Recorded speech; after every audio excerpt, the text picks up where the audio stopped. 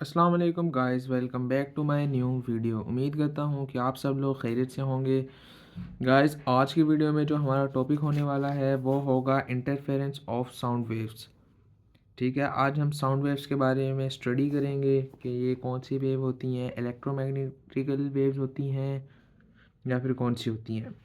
ठीक है, इसके बारे में हम अभी पढ़ लेते हैं। Similar to water waves, sound waves can also exhibit interference. Two speakers emitting coherent sound waves are placed facing a screen.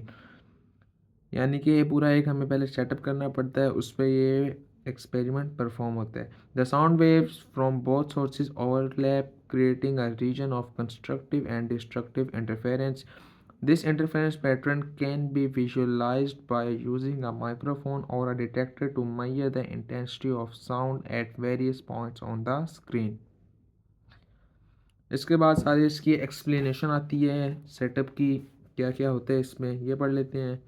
Consider sound waves from two loudspeakers connected to same signal generator and amplifier producing notes of the same frequency.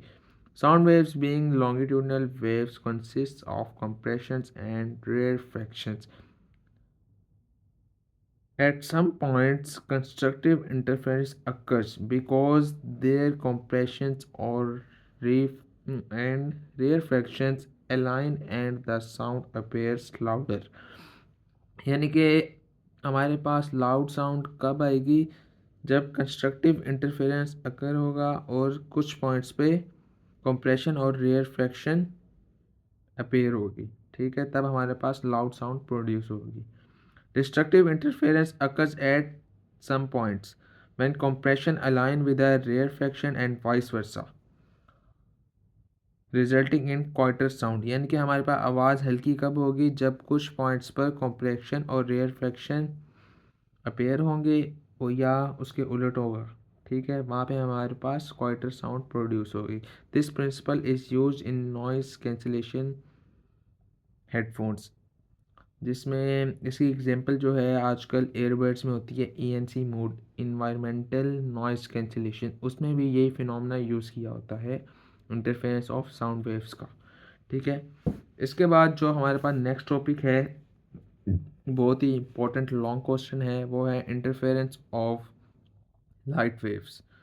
ठीक है, इसमें double slit का experiment है जो कि Thomas young ने perform किया था, इसके बारे में हम पढ़ लेते हैं। In a double slit experiment with light waves a laser beam is typically used as the coherent light source. The light beam is directed through a barrier with two narrow slits creating two coherent sources of light waves. A screen placed behind the slits displays the interference pattern. The pattern consists of alternating bright and dark fringes, which can be observed directly or captured using a camera. ये सारा हमें अभी उस experiment के बारे में बता रहे हैं। Light of a single wavelength passes through a pair of vertical slits and produces a diffraction pattern on the screen. Numerous vertical, bright, and dark lines that are spread out horizontally. Without diffraction and interference, the light would simply make two lines on the screen. यानी कि दो holes होंगे जिसके अंदर से light wave को पास किया जाएगा। ठीक है, अब थॉमस यंग का जो उसने एक्सपेरिमेंट प्रैक्टिकल परफॉर्म किया था उसके पढ़ लेते हैं। In 1801 the English physicist and physician Thomas Young conducted an experiment to demonstrate that light is wave in nature. Young's experiment involves a pair of closely spaced vertical slits, जिनको double slit कहा गया है, through which light passes.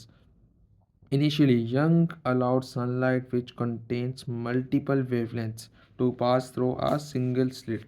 यहाँ पे एक हमारे पास SLO based question आता है जिसमें वो कहते हैं कि यहाँ पे थॉमस यंग ने सिर्फ सनलाइट ही क्यों यूज़ की।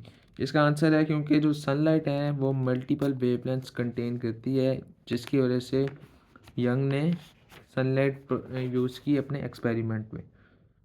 Two slits are narrow so the light spreads out from each slit. Two slits provide two coherent light sources that interfere, and interference fringes will be obtained in the form of bright and dark pattern on the screen. ठीक है। ठीक है guys, आज का जो topic है हमारे पास ख़त्म होता है। नेक्स्ट वीडियो में इसकी हम डेरिवेशन करेंगे। तो तब तक के लिए अपना बहुत सारा ख्याल रखिए। ठीक है, फिर मिलते हैं नेक्स्ट वीडियो में। तब तक के लिए अल्लाह हाफिज़।